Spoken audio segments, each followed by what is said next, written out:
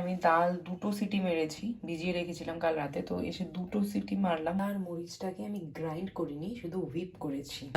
কড়াইতে তেল গরম বসিয়ে দিয়েছি, আর প্রথমে তেলে আমি ফোড়ন দিয়ে নেব হিং, দিচ্ছি মরিচ আর আদা বাটাটা, ডালটা অ্যাড করে দিচ্ছি।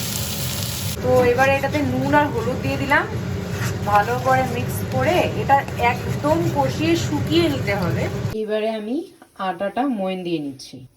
তো আমার আটাটা মাখা হয়ে গেছে, এটা এখন এইরকম ঝুরঝুরে হয়ে গেছে। এটা ভর্তি করে পুর দিতে হবে, এটাকে ঠেসে ঠেসে এইভাবে সরিয়ে দিতে হবে।